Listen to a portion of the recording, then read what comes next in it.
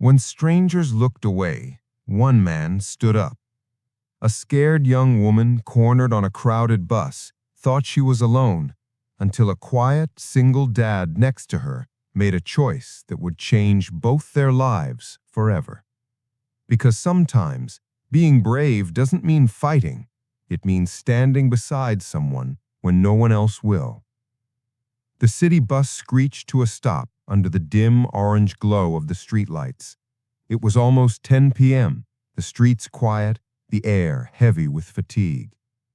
Evelyn, a young woman in her 20s, stepped on board, clutching her tote bag tight against her chest. She had just finished a long shift at the diner, hair still tied in a messy bun, eyes tired but calm.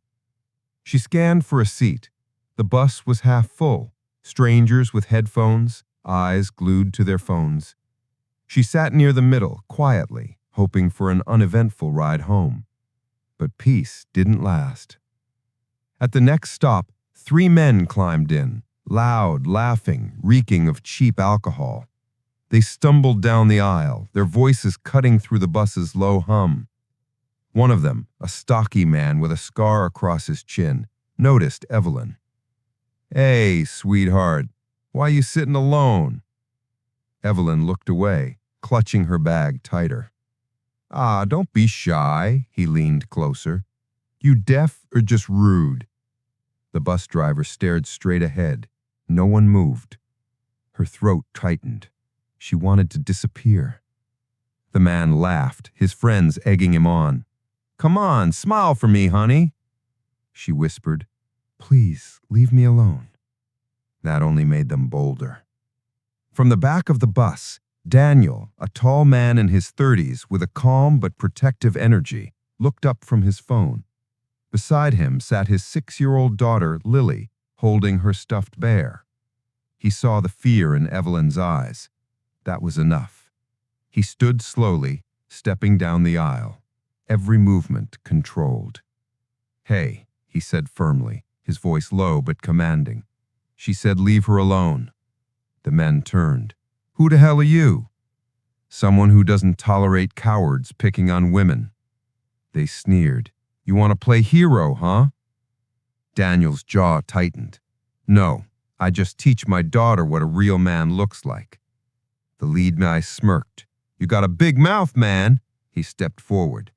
Daniel didn't flinch. "Sit down. Walk away." The silence on the bus grew thick. The air vibrated with tension. Then, something unexpected. The little girl tugged Daniel's sleeve and whispered loud enough for all to hear, "Daddy, can she sit with us?" Everyone froze. Evelyn's lip trembled. The men glared, muttering curses, then turned away, humiliated by a child's innocence. They stumbled to the back, grumbling. Daniel smiled softly at Evelyn. "Come on," he said gently. "You're not alone." She hesitated, then moved to sit beside him and Lily. For the next few stops, they sat in silence. Lily smiled up at her, clutching her bear. "Don't be scared. My daddy scares monsters away." Evelyn's eyes filled with tears. She managed a small smile. "I can tell." Daniel chuckled softly. "She's my little bodyguard." As the bus rolled through the rain-slicked streets, the tension melted. Evelyn finally exhaled. "Thank you," she whispered. "You don't have to thank me. You didn't deserve that." "Most people just look away," she said bitterly. "I've seen it before."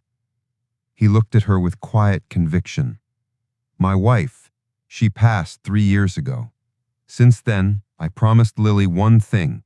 We never look away when someone needs help." Her eyes softened. "She must be proud of you." He looked down at his daughter, smiling. "I'm the lucky one."